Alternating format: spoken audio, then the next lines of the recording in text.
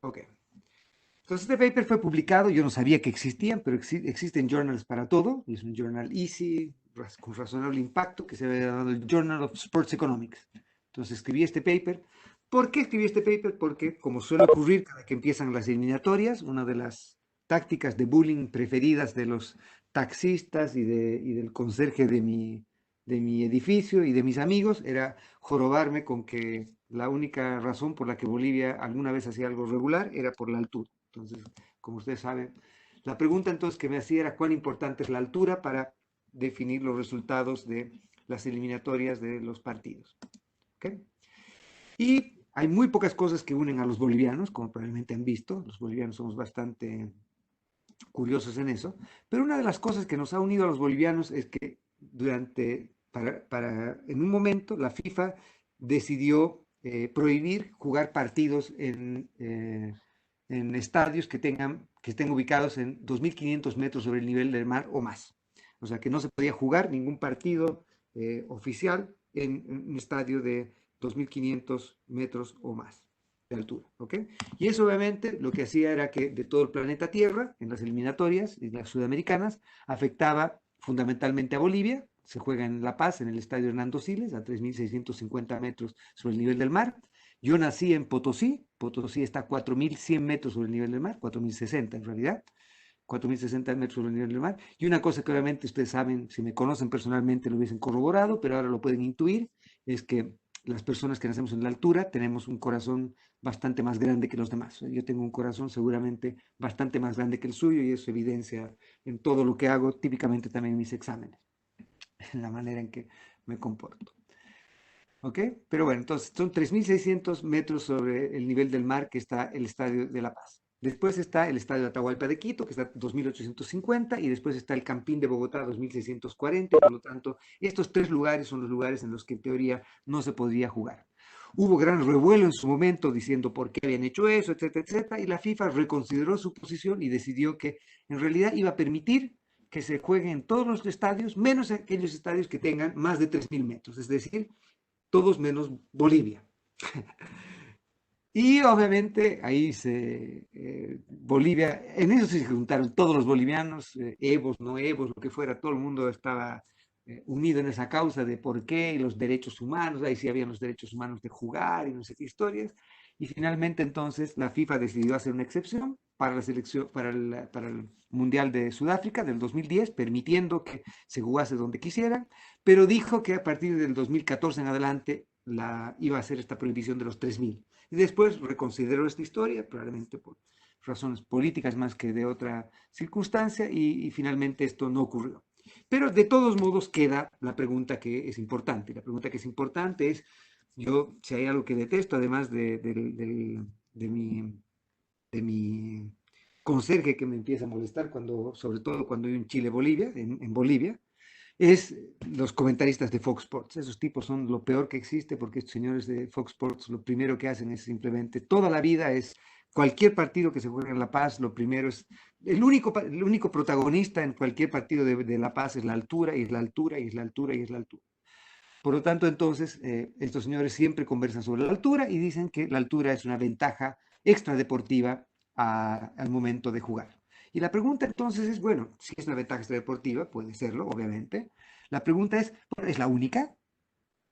¿Hay otras ventajas extradeportivas o no? Y si es una ventaja extradeportiva, ¿cuán importante es esta ventaja extradeportiva? ¿Cuán importante es la altura para determinar los resultados de un partido?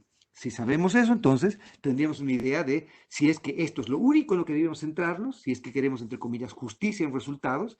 Justicia debería querer decir que el resultado de un partido se deba solamente a las condiciones deportivas de los protagonistas y no a condiciones extradeportivas, como en este caso la altura.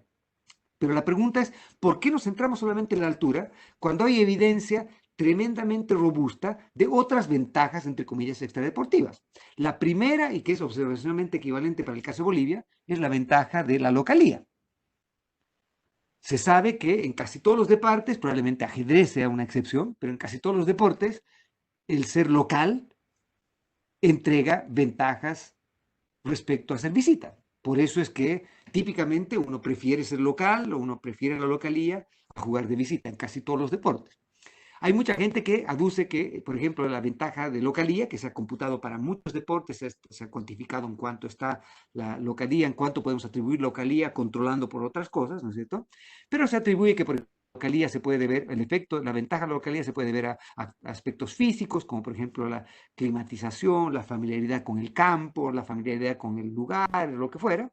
Aspectos psicológicos, como por ejemplo los efectos que tiene la muchedumbre o la hinchada que nos apoya, el jugador número 12 o ese tipo de lugares comunes que se aducen cuando se conversa sobre esto. Nosotros obviamente tener más jugadores que menos, oh, perdón, más espectadores que menos espectadores sería una ventaja extradeportiva. Si jugamos en una cancha que es igual en todo, excepto que una cancha tiene capacidad para 50.000 personas y otra para 200 personas, o no permitimos que hayan espectadores, y en la cancha para 50.000 prohibimos que hayan, por ejemplo, hinchas del equipo contrario, obviamente estamos creando una ventaja extradeportiva. Si es que el efecto psicológico de la localía se produce de ese modo. También existen otro tipo de factores que pueden apoyar la conjetura de la ventaja de la localía. Por ejemplo, el sesgo de los árbitros para favorecer a los locales. Y esto está bastante documentado en bastantes deportes. No solo en el fútbol, sino en básquet, en otros deportes también está documentado esto. También otro tipo de sesgos también. Por ejemplo, en básquetbol, típicamente, pese a que hay muy poco blanco o personas blancas jugando básquet en la parte interesante o relevante de la NBA, por ejemplo, pero se encontraba que habían diferencias entre cómo los referís negros o blancos, por ejemplo, pitaban ciertas faltas, yo qué sé, que puede ser que ocurra por distintos tipos de factores, no sé, pero de todos modos pueden haber sesgos de otras cosas que no sean la altura nomás. ¿Por qué la FIFA decidió centrarse solamente en la altura y cuán importante es este factor? Entonces, lo que voy a tratar de hacer es tratar de responder esa pregunta existencial. La pregunta de a qué se debe o cuáles son los determinantes de los resultados de los partidos y cuán importante es, por ejemplo, la localía. ¿Ok? Después les voy a mostrar algunas aplicaciones de este tipo de cosas. ¿Ok? Entonces, debe mostrarles la cosa que he hecho. Lo que hice básicamente es, este paper fue publicado en el 2009, me parece, no recuerdo. También, este es otro paper en el cual me lancé al estrellato, ¿no? Por razones que desconozco. Presenté este paper en un encuentro de economistas y había algún periodista que estaba en el encuentro de economistas, publicaron o lo presentaron como algo divertido que se presentó en el Mercurio, no sé dónde, y entonces empezaron a llegarme peticiones de entrevistas y tengo por algún lado guardadas entrevistas a todo lado, a la prensa argentina, uruguaya, chilena, boliviana, etcétera. Y de hecho, una cosa divertida es que me volví casi como no diré el gurú, pero que de vez en cuando me llamaban de una radio, de un programa deportivo de Uruguay, me acuerdo, que a cada que iba a jugar Uruguay me preguntaban si había corrido mi modelo econométrico y qué predecía mi modelo, etcétera. Les voy a mostrar los resultados de esto porque yo creo que se puede hacer plata con este modelito y en ese momento no se podía, no había bets, no había bet.com, pero esta metodología se puede utilizar para ganar algo de plata. Yo creo que hay dinero sobre la mesa con esta metodología para predecir resultados de partidos. Ok, pero bueno, lo que hice entonces es agarrar los 252 partidos que se jugaron para las eliminatorias del 98, 2002 y 2006. Como les decía, en el momento del paper no se habían jugado todavía las eliminatorias del 2010 y demás. Y lo que hice fue entonces tomar estos 252 partidos. ¿Por qué estos 252 partidos? Porque recuerden que antes de eso también el sistema de eliminatorios era distinto. Había un sistema de zonas, ¿no? No era todos contra todos. Entonces acá es solo cuando todos contra todos como son las eliminatorias. Y lo que tengo acá básicamente es cuál es el porcentaje de partidos ganados y el porcentaje de partidos perdidos por cada selección, entonces Argentina, Bolivia, Brasil, Chile, etcétera, por cada selección, dependiendo de si se juega como local o si se juega en el total, entre local y visita. Entonces, la diferencia entre estos dos debería ser visita.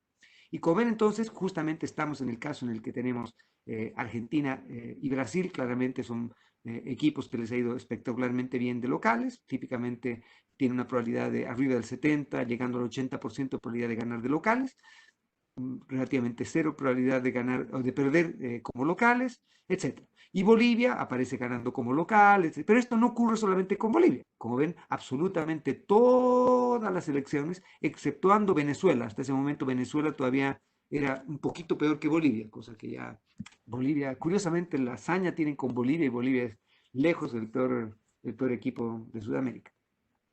Pero bueno, entonces ven que de todos modos Venezuela tiene más probabilidad de perder que de ganar, aún de local, pero Venezuela lo hace mejor de local que de visita, porque si comparan dónde está la barrita acá y dónde está la barrita acá, es claro que de visita lo hace bastante peor Venezuela y lo hacen bastante peor todos, ¿no es cierto? Por lo tanto, entonces, es evidente que hay una ventaja en la localía. Todas las elecciones lo hacen mejor de local, no solo Bolivia, no solo Ecuador, sino Chile, etcétera, etcétera. Todos lo hacen mejor.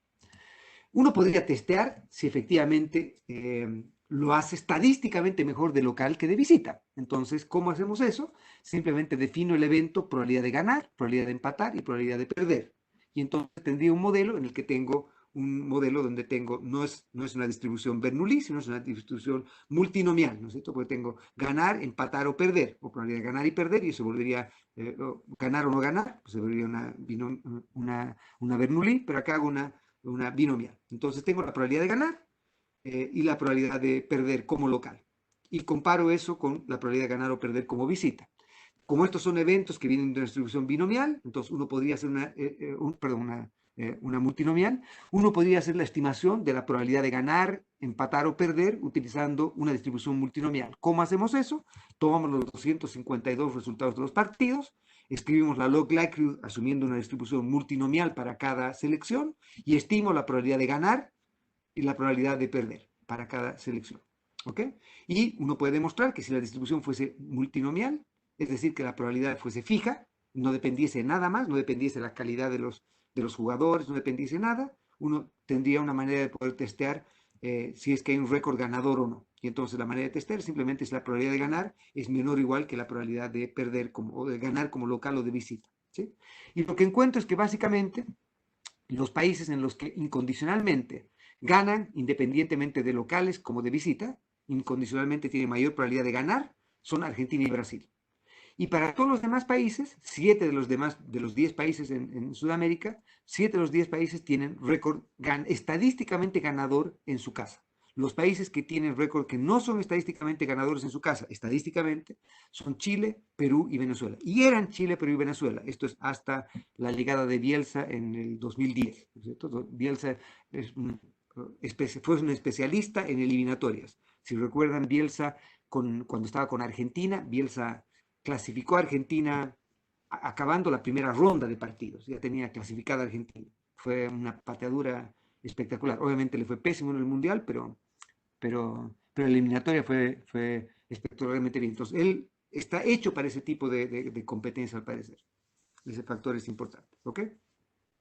Y otra cosa que es importante es que yo testeo si es que alguna de estas selecciones tiene un récord estadísticamente ganador, ninguna de las selecciones tiene récord estadísticamente ganador. Por lo tanto, ganar y perder son cosas tremendamente distintas dependiendo de la localidad. Y esto ocurre no en Bolivia, sino ocurre en Tumbuctú y en cualquier otra parte. Y por lo tanto, bueno, acá tengo otros análisis más. Y lo obvio entonces que si uno pudiese escoger, debiese preferir siempre jugar de local. Y por lo tanto, la localía es una ventaja extradeportiva. Pero uno podría pensar en otras cosas que determinan los resultados de un partido, no solo ser local o no ser local. Cuán importante es la localía y dentro de la localía cuán importante es la altura, es lo que queremos tratar de ver acá. Entonces lo que voy a tratar de hacer es justamente hacer un modelo en el que voy a tratar de predecir los resultados de cada uno de los 252 partidos dependiendo de algunas características de los individuos o de las selecciones.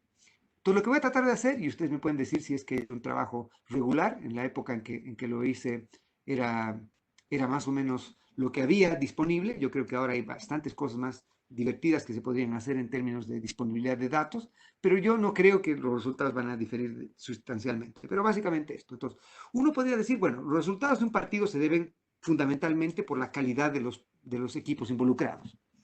¿Cómo medimos calidad? Entonces, una manera de medir calidad sería justamente el de evaluar, por ejemplo, cuán bueno es un equipo respecto al otro, es evaluando los rankings FIFA. Entonces alguien dirá, bueno, pero es que eso es endógeno, al resultado que digamos, el ranking FIFA es endógeno al resultado de la eliminatoria, es verdad.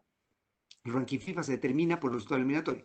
Pero el ranking FIFA se determina con un rezago. Entonces, el ranking FIFA se entrega un ranking FIFA, recuerdo los resultados anteriores, pero estoy utilizando ranking FIFA anterior para predecir resultados futuros. Y por lo tanto, esa fuente de endogeneidad, entre comillas, puede ser salvada ahí, ¿no es cierto?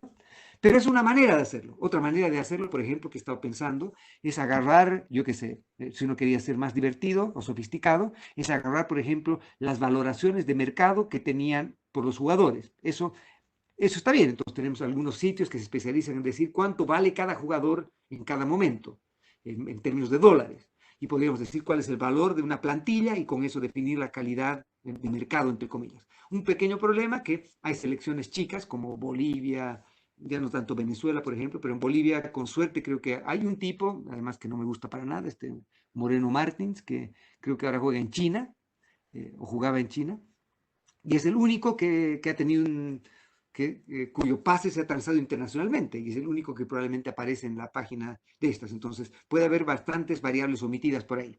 Otra cosa que podríamos hacer es, por ejemplo, utilizar los rankings que tienen PlayStation o en EA Sports o FIFA, los juegos de FIFA, etcétera. Entonces, yo creo que hay otras cosas que se podrían hacer para tratar de medir calidad de los equipos. Pero bueno, he utilizado el ranking FIFA. También uno podría ver cómo puede evaluar calidad tratando de aislar el efecto de localía. Entonces, por ejemplo, lo que trato de ver es, digamos, quiero predecir el resultado de un Brasil-Chile en Brasil. Entonces, lo que hago es decir, como un determinante del resultado, ver cuál ha sido el último resultado de Brasil-Chile, pero jugado en una cancha neutral. ¿Para qué? Para aislar el efecto de la localía. ¿Cuál sería una cancha neutral? Entonces veo cuál ha sido el resultado de ese partido en la última Copa América que se jugó. Si es que, obviamente, no se jugó ni en Brasil ni en Chile en este ejemplo, para que no haya ventaja de localía. Alguien podría decir, bueno, es que a Brasil todo el mundo lo quiere afuera, que ya no es tanto así, y a Argentina todo el mundo lo detesta afuera, que generalmente es así. Pero esa es otra manera en la que podríamos evaluar esto, ¿no es cierto? También lo que hago es ver si es que hay un equipo que se especializa en, por ejemplo, tener un buen récord o buena estrategia si es especialmente bueno cuando sale fuera de su país. Por ejemplo, Paraguay típicamente es un país que como su estrategia generalmente eran 10 metidos colgados en el arco propio y un tipo de yaucha en el contragolpe, típicamente son equipos que son fuertes de visita, ¿no es cierto? Entonces tal vez hayan equipos que son especialmente buenos de visita o de locales, entonces también controlo por eso, cómo les van a los equipos cuando juegan de local o cómo juegan de visita. Y también otra cosa que veo es el puntaje acumulado que ya tienen las eliminatorias. ¿Y esto por qué? Porque puede ser que aunque un equipo sea muy bueno, si ya está clasificado, decidir con suplentes, o si no está clasificado y le importa mucho, tiene que ir con lo mejor que tiene, o uno que no está clasificado y ya sabe que no va a clasificar nunca, entonces puede, como el caso de Chile en algún momento, que jugó con juveniles, etcétera, que sabía que lo iba a clasificar, etcétera. Entonces es otra cosa por la cual podemos juzgar calidad de los equipos el momento del partido. La otra cosa que uno podría decir es, bueno, puede ser que un país sea bueno o malo dependiendo de las inversiones que se hacen o dejan de hacer en infraestructura, por ejemplo. Entonces podríamos, por ejemplo, colocar alguna variable que tenga que ver con la capacidad relativa o el poderío económico relativo de cada país. Entonces agarro la razón, digamos, Brasil-Chile, entonces tomo el PIB per cápita en paridad de poder de compra de Chile y de Brasil y saco la razón de eso, ¿no es cierto? Entonces, en teoría, países más ricos, uno pensaría que tal vez han invertido más y tienen más canchas y lo que fuera, y por lo tanto debiesen irles mejor. Pero alguien podría decir, no, más bien al revés. Países en los cuales son más pobres y por lo tanto mucha gente humilde considera que su manera de salir de la pobreza es dedicarse al fútbol y por lo tanto más gente se va a dedicar al fútbol y eso va a crear un efecto inverso más bien. Entonces no hay una relación a priori esperable, la coloco también esa variable. Otra gente podría decir, mira, la calidad de las elecciones se debe en parte al pool de gente con la cual podemos escoger selección. Entonces, en Brasil hay varios millones más de personas que, por ejemplo, en Bolivia o en Uruguay o en Chile, y por lo tanto hay más chances de encontrar gente espectacular. Obviamente eso no tiene, como contraejemplo, tiene Uruguay, que son apenas 3 millones de tipos, etcétera, ¿no es cierto? Entonces, eh, tampoco es claro cuál es el efecto de esto, pero controlo también por eso. Después, si es que queremos controlar por los efectos estos psicológicos, entre comillas, entonces coloco por los efectos de muchedumbre. Entonces, por ejemplo, si el partido es Brasil-Chile en el Maracaná, por decir algo, entonces lo que hago es evaluar cuántos espectadores han habido en ese partido. Entonces, sé cuándo se ha jugado, el día que se ha jugado y veo cuántos espectadores había. Y otra cosa que pueden decir, bueno, es que el estadio puede ser chico y estar lleno, o el estadio puede ser grande y estar vacío. Por lo tanto, entonces también podríamos tratar de evaluar cuál es la fracción de la capacidad del estadio que estaba efectivamente utilizada por los espectadores, para que en realidad la Bombonera dicen que es un estadio más difícil de jugar, no porque tenga más espectadores, sino porque es un estadio que está más cerca, más próximo a la gente, etcétera. En el estadio de River, mi equipo, es un estadio mucho más grande, pero tienes la pista atlética, la gente aplaude más educadamente, no sé, por lo tanto, entonces no hay, el efecto de la muchedumbre debería ser menor en teoría. ¿Ok? Entonces también controlo por ese efecto. Y después lo que hago es tratar de controlar por características del lugar donde se juega. ¿Ya? Y entonces están otros factores donde obviamente controlo por la altura. Entonces, por ejemplo, se jugó en el estadio de Atahualpa de Quito a tantos metros, ¿no es cierto? Se jugó en el estadio Hernando Siles de La Paz a tantos metros, etcétera, etcétera, etcétera. ¿Ok? Obviamente, la altura y jugar en La Paz son efectos que son indistinguibles porque en las eliminatorias se juegan solo en La Paz. Pero, por ejemplo, Colombia y Ecuador tienen distintas estrategias. Ecuador, por ejemplo, no juega en Quito cuando juega con Bolivia, juega en Guayaquil. Pero cuando juega con Uruguay, cuando juega con Argentina, cuando juega con Chile, con todos los países que le tienen miedo al, al, a la altura, los juega en Quito. Además de los controles que ocupa, además de los controles que ocupa, sí, sí, ahora voy a discutir un poco que utilizo toda ensalada, todas estas ensaladas de variables utilizo, les voy a decir cómo en un minuto más.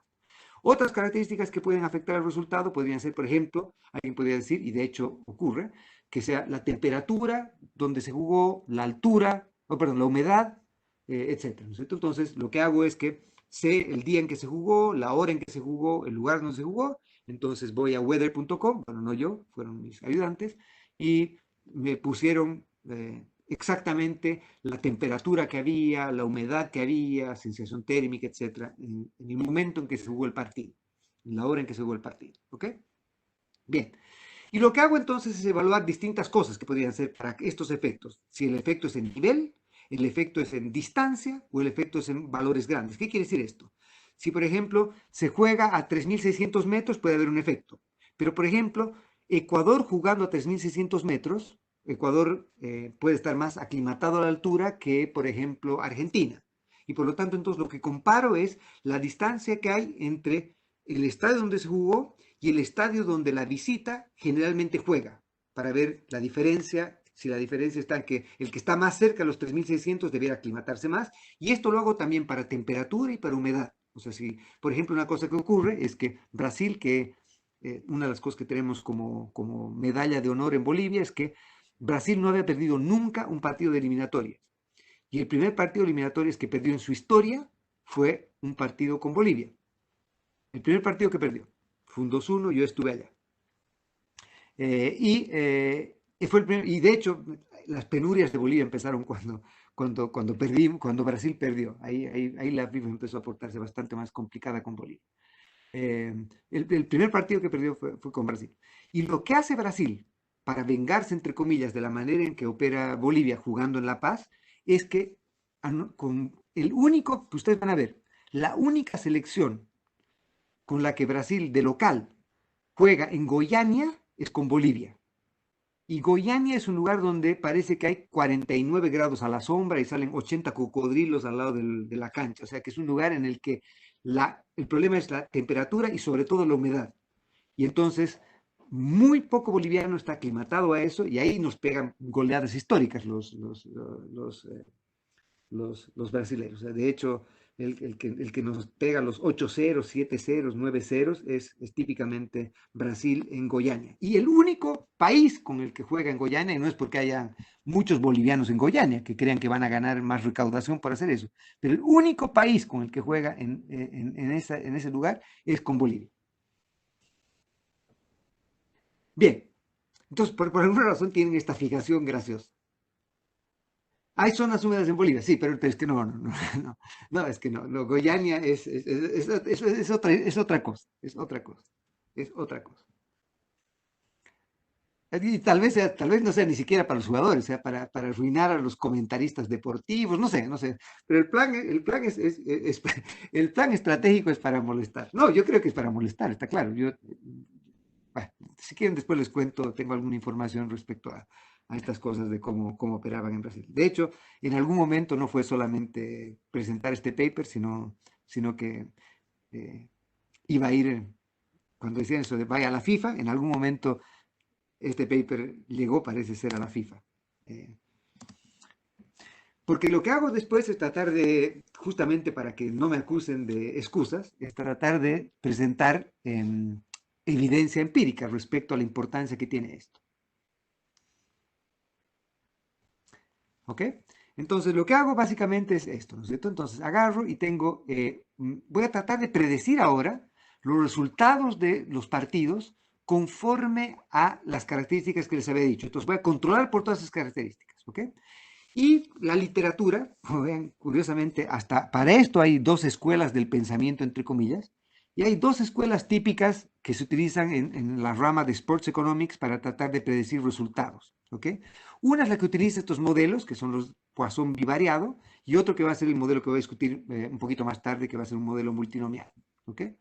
Entonces, la idea básica es la siguiente. Supongan que va a jugar, el partido se juega entre el equipo I y el equipo J. ¿Ok? Entonces, los subíndices I y J son el equipo I y el equipo J. I es el local, J es la visita. ¿Ok? ¿Ya? I es local, J visita. En el periodo T. ¿Ya? Y entonces lo que voy a hacer es, voy a caracterizar la variable aleatoria goles, y H quiere decir home, o sea, el equipo local, y G de A quiere decir goles de la visita. Entonces lo que quiero tratar de modelar es cuál es la probabilidad que el partido acabe 3-1, por decirte algo. Entonces que F sea 3 y R sea 1. ¿Ok? Entonces lo que estoy tratando de modelar son los goles que va a meter cada equipo. Eso es lo que quiero modelar. ¿Ok? Y recuerden que la variable goles es una variable que es discreta, ¿sí? Y es una variable que es una variable de conteo, es decir, 2 es 2 veces más que 1, 4 es 2 veces más que 2, etcétera, ¿no es cierto? Entonces, tiene esta característica cuantitativa y tiene una interpretación cardinal y tiene una interpretación ordinal. 4 es preferible a 3, 3 es preferible a 2, 2 es preferible a 1, y 4 es 2 veces más que 2 y 4 veces más que 1, y así sucesivamente, ¿no es cierto? Y entonces, hay muchos modelos que utilizan cuando la variable que se quiere modelar es una variable de conteo. Entonces, por ejemplo, si quiero ver cuáles son los determinantes del número de televisores en una casa, o el número de automóviles en una casa, o el número de refrigeradores en una casa, por decir algo. Entonces, los televisores que pueden haber son 0, 1, 2, 3, 4, 5, 6, 7, 8, etcétera, ¿no es cierto? Y entonces, como la variable puede adoptar los valores 0, 1, 2, 3, 4, una variable aleatoria discreta que se ajusta a este tipo de cosas es una variable que se llama Poisson, una distribución Poisson, ¿ya? Y la distribución Poisson también se utiliza para arrival rates, para tasas de llegadas a alguna cosa. Entonces, por ejemplo, modelos Poisson se utilizan también para evaluar el número de días en que una persona se recupera del COVID, por ejemplo. Utilizan Poisson. Entonces, 0 días, 1 día, 2 días, 3 días, 4 días, 5 días, etc. Hay personas que tardan mucho, hay personas que tardan poco. Y lambda, que es el parámetro de medida de tendencia central de la Poisson, lambda lo que va a medir es básicamente la esperanza de esto. ¿Ok? La esperanza de la variable aleatoria. Pero lo que quiero hacer ahora es un modelo bivariado, porque no quiero ver solamente cuántos goles va a meter el local, sino cuántos goles va a meter el equipo de visita. Por lo tanto, tengo una variable aleatoria que es la variable goles de local y la variable goles de visita. Y con eso podría determinar cuál es la probabilidad de que el partido acabe 0-0, que acabe 8-1, que acabe 3-2, que acabe 1-4, que acabe 5-7, etcétera, ¿no es cierto? Distintas probabilidades de ocurrencia de estos eventos. Y lo que voy a hacer entonces, voy a modelar esto conforme a este modelo Poisson, ¿ya? ¿Ya? Esta es la función de densidad o la función de probabilidad de una Poisson. Y la función de probabilidad de una Poisson depende de estos parámetros. Depende de lambda, depende de teta y depende de gamma. Y lo que voy a hacer acá entonces es simplemente utilizar qué es lambda, qué es teta y qué es gamma. Lambda y teta son los valores que tienen que ver con la manera de modelar la probabilidad de goles de local, el teta, los goles de visita, y el gamma es la covarianza entre estos dos que voy a asumir igual a 0 Ahora, podría uno refinar esto y de hecho hay una refinación que he presentado en el documento, ¿ok? Y lo que hago entonces justamente es decir entonces, ¿cuál es los goles que mete el local van a depender de un conjunto de regresores, que son todos esos que he dicho allá, y los goles que mete la visita van a depender de este número de regresores también, de cómo le va al equipo, el PIB per cápita, etcétera, etcétera. Todas esas variables, la humedad, dónde se juega, dónde no se juega, etcétera. Entonces voy a decir, se aumenta o no aumenta la probabilidad de que el local meta goles si su PIB es mayor que el de la visita, se aumenta o no aumenta la probabilidad de que meta goles la visita si es que el ranking FIFA es mejor que el del local, etcétera. ¿Me sigue? ¿Ok? Y este modelo obviamente no tiene una solución analítica y por lo tanto entonces tenemos que hacer nuestra programación, hacer nuestro Newton-Raphson y estimar los parámetros. ¿Cuáles son los parámetros de interés? Son beta y delta, que es el vector de parámetros de los goles de local y el vector de parámetros de los goles de visita. Y con eso entonces tengo todos los 252 partidos, sé cuánto acabó el partido y sé cuáles son los X en ese partido. Y con eso tengo entonces una manera de poder estimar este modelo. ¿Ok? ¿De acuerdo? Estimo entonces este modelo tiene una función una log likelihood que es globalmente cóncava y por lo tanto va a haber un máximo global en este problema. Este problema no va a tener problemas de máximos locales y por lo tanto condiciones iniciales son irrelevantes acá. Independientemente de cómo coloquen las condiciones iniciales de beta y de delta, van a converger a una única solución y que va a ser un máximo. Déjenme simplemente, ahora tal vez porque estamos un poquito atrasados, muy atrasados, déjenme simplemente ir al bottom line de esto. Y el bottom line de esto es que es crucial para determinar los resultados de cómo va a ir un partido, para el local y para la visita, es básicamente el ranking FIFA. Crucial. Si uno tiene un mejor ranking FIFA, es más probable que meta más goles. Si uno tiene un mejor ranking FIFA, es menos probable que le metan goles. ¿Sí? ¿Cuán importantes son otras cosas? La verdad es que muy pocas otras cosas más. Además, mete un efecto fijo por país. Y entonces, por ejemplo, lo que ocurre es que Argentina típicamente mete algo más goles de visita de los que debiese meter. O sea que si hay un efecto fijo que hace que Argentina tenga algo más, le va un poco mejor metiendo goles de visita de lo que el modelo dice que debería irle. Colombia, de local, lo hace un poco peor de lo que debería hacerlo cuando juega de local. Pero todo lo demás no tiene que ver con altura. Ese es el bottom line de esto. No tiene nada que ver. Tiene algo que ver con humedad, básicamente. Y algo que ver con temperatura también, pero básicamente humedad y temperatura. No tiene nada que ver con, con, eh, con altura. ¿Cuán bueno es este modelo? Bueno, este modelo, por eso es que les decía que uno podría hacer algo con esto. Este modelo tiene, por ejemplo, si lo que quiero evaluar es predecir, no el resultado exacto, sino predecir, por ejemplo, si gana local, empate o visita, tiene un índice de coincidencia del 61%, es decir, que lo hace mejor que alguien que lo hubiese hecho al azar, porque al azar debiese tener un índice de coincidencia del 33%. Entonces, este modelo lo hace razonablemente bien en ese sentido. ¿Ok? Y otra cosa que hace este modelo es que predice, si es que uno evalúa cómo le va a la selección versus cómo predice el modelo, Argentina gana más y pierde menos de lo que el modelo predice. Entonces, Argentina en las eliminatorias le va mejor de lo que debiera irle. ¿Quién más tiene un resultado atípico? Bolivia, curiosamente. Pero Bolivia le va peor de lo que debiera irle de acuerdo al modelo. El modelo predice que Bolivia debe irle mejor de lo que le va. La otra vertiente es la de hacer estos probits ordenados, que es la probabilidad de ganar, la probabilidad de empatar y la probabilidad de perder. Y el resultado que encuentro básicamente es otra vez, esto no tiene nada que ver con la altura, tiene que ver algo con temperatura y o humedad, pero no tiene nada que ver con la altura. ¿Cómo le va a este modelo? Este modelo lo hace marginalmente mejor en términos de ganar, empatar o perder. El otro modelo, recuerden que lo que trataba de predecir era un resultado en particular. Entonces, lo que hacía después era simular distintos resultados para ver la probabilidad de ganar, empatar o perder.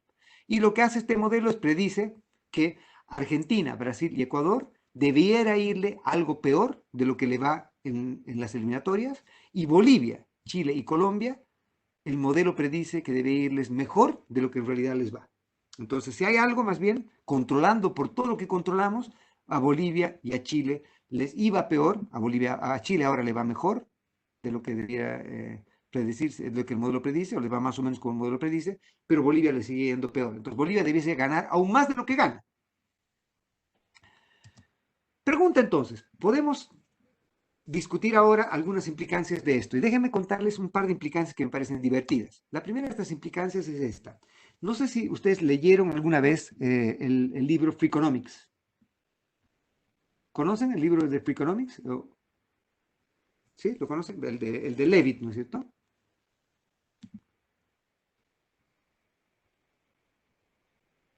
Muy bien. Bueno, leyéndolo o no, yo creo que es divertido ese libro, es divertido, es divertido. Si tienen un fin de semana, no tienen nada que hacer y quieren divertirse un poco, lean ese libro porque ese libro nos presenta, no hay nada de economía, hay papers detrás, de economía detrás, pero lo que hacen es mostrarnos el poder de los incentivos, básicamente, con ejemplos concretos. Entonces, Levitt y un columnista, no recuerdo el nombre del columnista, que es un periodista en realidad, que es el que escribe la parte, que escribe bien, digamos, el que escribe la parte coloquial del libro, toma los papers de Levitt, de unas entrevistas que le hizo a Levitt, que es un economista que está en Chicago, y, eh, y le parecieron divertidas las cosas que estudia Levitt, porque Levitt estudia perdón, preguntas típicamente no muy ortodoxas.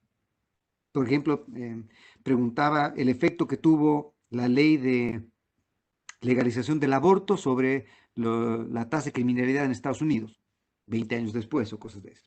Y uno de los papers que utilizó es un paper que hace Levitt sobre, sí, Levitt está loco, un paper que hace sobre corrupción en deportes, y en particular en el deporte del sumo. Sumo, si recuerdan, sumo es el sumo wrestling, es esta cosa de donde están estos señores particularmente grandes, eh, a los rellenitos, en Japón, ¿no es cierto? Donde el deporte básicamente se están en un redondito y son dos grandes señores con masas bastante grandes y el objetivo del juego es empujándose, no golpeándose, sino empujándose, y no agarrándose, sino empujándose, etcétera, hay ciertos protocolos, empujándose, o agarrándose también puede ser, ¿sí? Tienen que sacar del círculo al otro, y si sacan del círculo al otro, tienen que, tienen que resolver ese problema, ¿ok? Entonces gana el que saca el círculo al otro. Y en el sumo hay como ligas, ¿no es cierto? Está la liga A o la primera división y están las demás divisiones. En la primera división, los que están en la primera división son estrellas de rock en Japón, son muy populares, son millonarios, tienen, yo qué sé, fanaticadas, fans, grupos de chicas que van a gritar, etcétera. Los hoteles son de primera, la comida es de primera, tienen sponsors, tienen publicidad, son estrellas totales. Pero los que están en la segunda división o más abajo son gente que apenas puede vivir, o sea, que van a la vida, que van a hoteles no muy bonitos, las competencias son en lugares no muy divertidos, la vida no es muy graciosa, etcétera, no ganan tanto, y por lo tanto, estar en primera división o estar en segunda división es un salto muy grande en estatus, en ingreso y en todo, ¿ok? Y por lo tanto, ser relegado a la segunda división o descender en este ejemplo es muy costoso. Y entonces lo que hizo Levitt es lo siguiente, se agarró y vio, digamos que hay 20 luchadores de sumo en la división, en la primera división, ¿ok? Hay unos luchadores que están peleando el campeonato, los que van a ser los ganadores del campeonato. Hay otros que están a mitad de tabla y esos no tienen riesgo ya ni de descender ni están peleando por estar entre los primeros. Y hay otros que están peleando el no descender. Y si descienden, saben que su vida se va a acabar en el sentido eh, eh, no literal de la palabra, pero que obviamente van a dejar de ir a hoteles 5 estrellas, van a dejar de tener fans o lo que fuera, ¿no es cierto? Y por lo tanto es tremendamente costoso ser relegado a segunda división. ¿Ok? La pregunta entonces es, ¿qué debiese ocurrir cuando pelea un luchador de sumo que está por descender, que es de los peores de la división, con alguien que está arriba? En teoría, por lo menos, por habilidades, por historia, por capacidad y todo, debería ganar el que está arriba, ¿sí? Y debería perder el que está abajo. Lo que hace Levitt es que compara cómo les va a los que están a punto de descender o peleando el descenso con aquellos que no se juegan nada, que han mantenido la división y que no tienen ningún problema para seguir compitiendo, etc. Y lo que ocurre es que Típicamente, más bien, ocurre lo contrario. Aquellos en los que no hay discusión o pelea y están peor en las ubicaciones, generalmente cuando los otros no están peleando nada, generalmente pierden, lo cual es contraintuitivo. Y si es que ese señor no descendió de categoría, el próximo año, cuando pelean y están en pelea por puntos y de verdad vale esa lucha, el que estaba arriba en el ranking el año pasado le saca la mugre típicamente el siguiente año. Entonces es como muy curioso que justamente cuando valía la cosa, el peor peleador gane, y el que no peleaba nada, el que no discutía nada en ese partido, pierda, y el siguiente año gane decisivamente ese partido. Entonces, como que ahí seguramente había algún tipo de arreglo, entre comillas, o podía haber algún tipo de ventaja que podía tenerse ahí. Entonces, la pregunta que yo quería hacerme era, ¿cuán extendido podía ser esto a prácticas en el fútbol? Bueno, y ustedes han escuchado hablar casuísticamente de esto, y lo que trato de hacer es básicamente eso con los modelos que tengo. Entonces, una cosa que ha ocurrido es que hasta las eliminatorias actuales, si había otra cosa que estaba fijada, era el fixture, era el calendario de partidos. Los partidos, el calendario de partidos no se ha cambiado en 4 o 5 eliminatorias. Y por lo tanto se sabía exactamente cómo iba a ser, cuándo te iba a tocar y nunca iba a haber un cambio en esos partidos. Siempre el último partido de eliminatorias, por ejemplo, el último partido de eliminatorias en todas las eliminatorias anteriores, siempre el último partido ha sido Uruguay contra Argentina en Uruguay y Paraguay contra Colombia en Paraguay. Siempre ha ocurrido así. ¿Ok? Y lo que ha ocurrido en esos, justamente el último partido, en esas eliminatorias, en la del 2002 y el 2006, era que Uruguay y Colombia estaban peleando el último cupo para el repechaje de las eliminatorias. Y Argentina y Paraguay estaban cómodamente ya clasificados. Y por lo tanto no se jugaban nada en esas eliminatorias, en ese último partido. Pero Colombia y Uruguay se jugaban la vida. Para poder clasificar o pelear clasificar, Uruguay necesitaba ganarle como local a Argentina en el último partido, en el 2006, y necesitaba empatar en el 2002. Recuerden que en el 2006 Bielsa estaba dirigiendo a Argentina y Bielsa había sacado la mugre de visita también. O sea, perdón, Argentina ganaba de visita, ganaba de local, era casi imposible ganarle a Argentina. ¿Ya? Pero, ¿qué creen que ocurrió? Uruguay necesitaba, para poder ir al repechaje, empatar el 2002, empata el 2002. Necesitaba ganar el 2006, gana el 2006.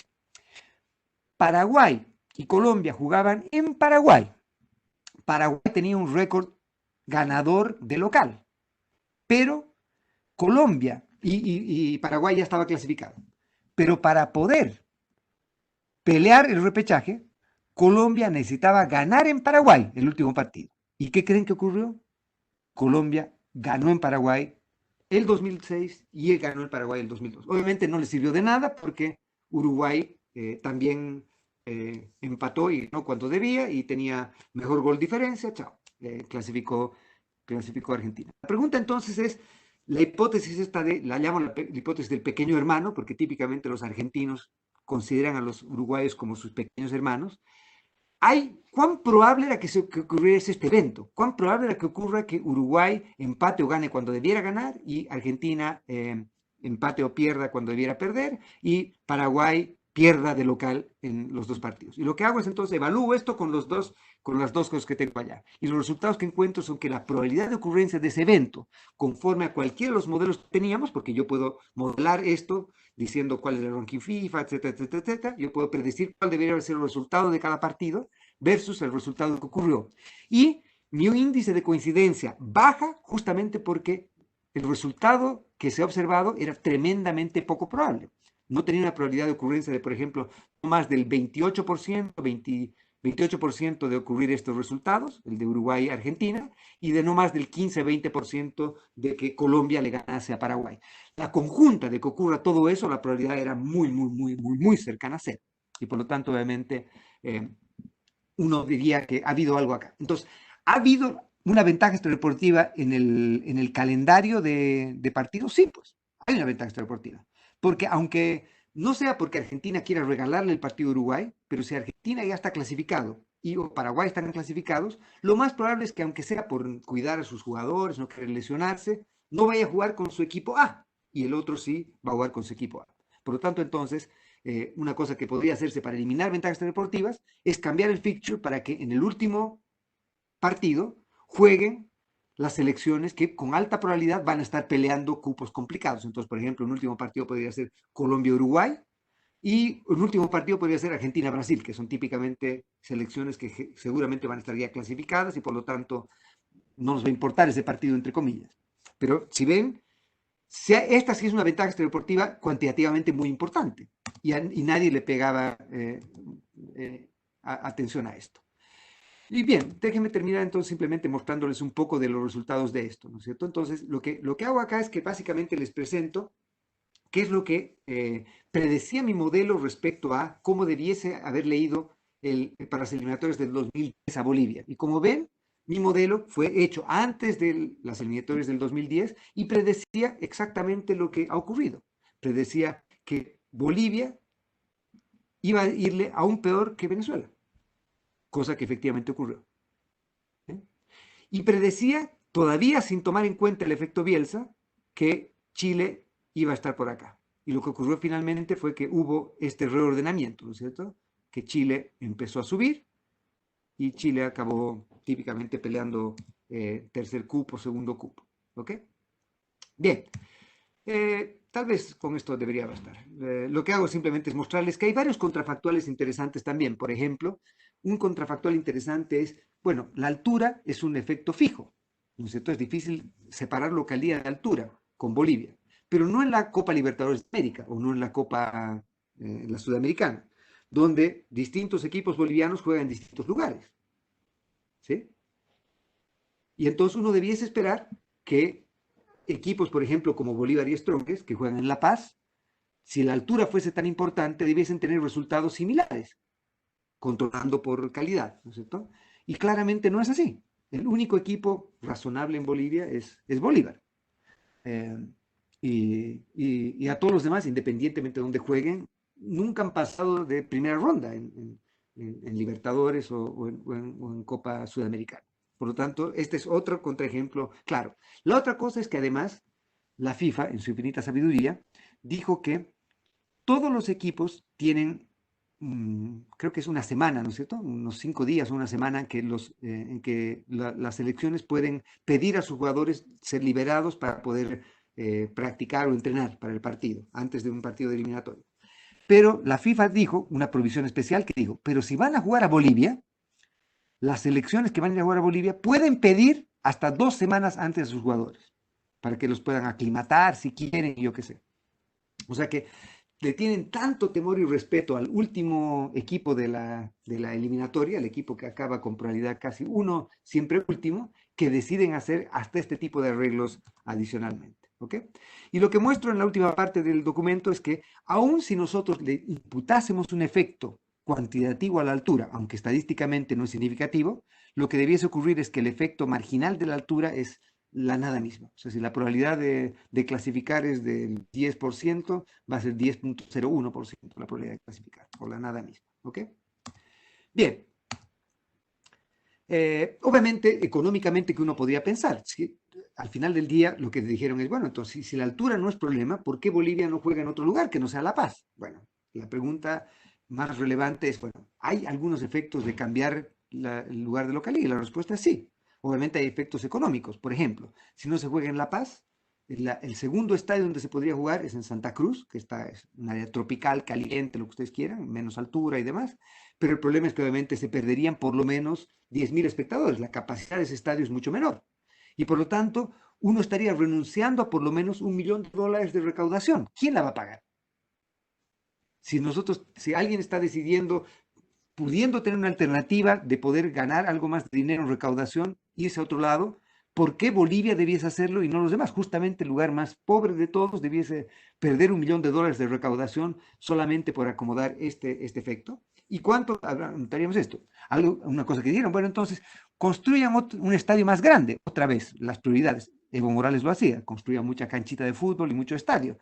Pero Bolivia yo asumo que deben haber prioridades un poquito más relevantes que construir un estadio de fútbol en Bolivia. Hay cosas un poquito más relevantes que esa. En Bolivia hay todavía increíbles, es increíblemente pobre, hay mucha desnutrición infantil, hay mucha mortalidad infantil, hay mucha deserción escolar, hay muchas cosas de verdad importantes. Yo creo que construir un estadio de fútbol no debería ser una primera prioridad, exceptuando el anterior gobierno. Y acá acabo simplemente, este era un chiste que hacía en mis épocas cuando todavía estaba Don Evo.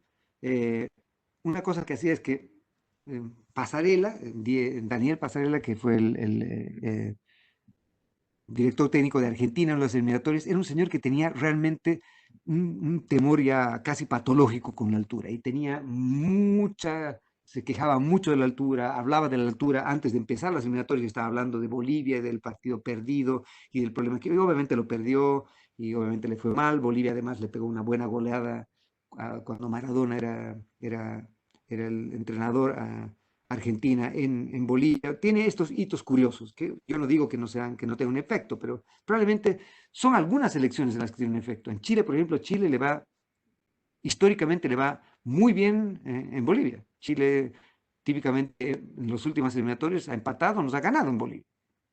Ecuador empata o gana en Bolivia. Venezuela empata o gana en Bolivia. O sea que obviamente a altura es poco probable que tenga mucho que ver con esto. Pero puede haber algo. Pero lo que decía nuestro amigo Pasarela era que era inhumano jugar en Bolivia. Es decir, que asumo, si llevamos el argumento extremo, que no pueden haber humanos en La Paz, que no es de humanos jugar en La Paz. O sea, que los que juegan en La Paz deben corresponder a otra cosa que no sea la humanidad. No entiendo. Pero entonces la pregunta que yo me hacía entonces, ¿qué es más inhumano? Jugar en Bolivia, este es el chiste, recuerden que este era un chiste que hacía en otras épocas, ¿no? Y este es el estadio Hernando Siles, este es el maravilloso estadio Hernando Siles, es un estadio muy bonito, lo llaman algunos que utilizan los comentaristas deportivos, le dicen un estadio muy coqueto, no es un nombre que no me gusta la historia, pero un estadio muy divertido, muy bonito, me encanta este estadio, lo que ustedes quieran. Había una elección de los estadios más bonitos del mundo y este estadio ha salido el segundo estadio más bonito del mundo.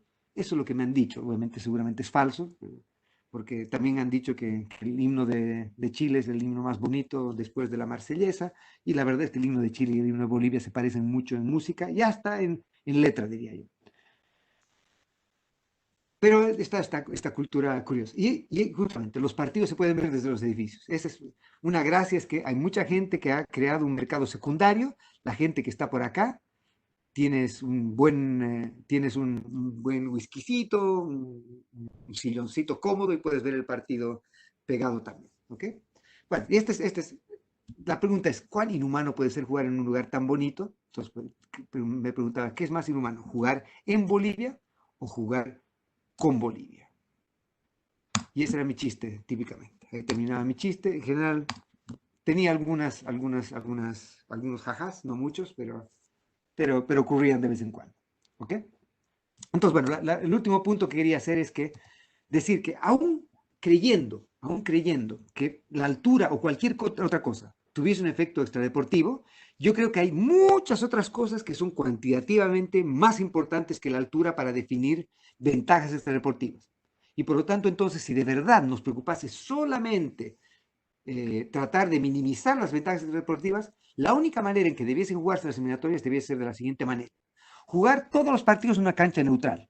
Todos los partidos eliminatorios debiesen jugarse en cancha neutral. Nunca debiesen jugarse en una cancha de alguien, porque queremos evitar la localía. Segunda cosa, debería jugarse en una cancha neutral en la cual tengamos ya un microclima definido. Entonces, todos deberían saber que se va a jugar a esta altura, a esta temperatura, a esta condición de humedad y sea artificialmente controlado. No debería haber lluvia, no debería haber nada. Deberíamos techar este estadio para que sea un microclima perfecto en el cual todos los jugadores sepan, o las selecciones sepan que se va a jugar en estas condiciones, para que todos se puedan preparar para esas condiciones y los partidos se jueguen en esas condiciones. La otra condición es que obviamente no pueden haber espectadores, porque si hay espectadores y alguien tiene estas ventajas deportivas porque alguien chilla o tiene un mejor grito o algo más divertido, entonces no puede haber el chichichi, lelele, etcétera. Esa cosa tiene que estar prohibida y por lo tanto no puede haber espectadores, tiene que ser un lugar cerrado. La otra cosa es que los árbitros corruptos, maleantes, todo lo que ustedes quieran, no pueden haber árbitros. Todo tiene que ser con inteligencia artificial, tiene que haber ni siquiera VAR con gente, con estos 5 iluminados arriba. No, nada, es un algoritmo que defina y tal vez con unos rayos láser que definan que se puede hacer, ¿no es cierto? Si ya podemos hacer en tenis se puede saber si la pelota está dentro o afuera, en el fútbol podemos hacer si entró o no entró la pelota en el gol, podemos hacer lo mismo para el offside, tener que todos los jugadores tengan que tener un chip o algo parecido en sus poleras y en sus zapatos deportivos y con ese sensor saber exactamente dónde está georreferenciado. Trivial, trivial. Es poner un poquito de plata, un poquito de pienso y todos los problemas de ventajas deportivas desaparecen. Mientras no hagamos eso, mejor todos nos callamos y cada uno juega donde se le pinte jugar. Eso es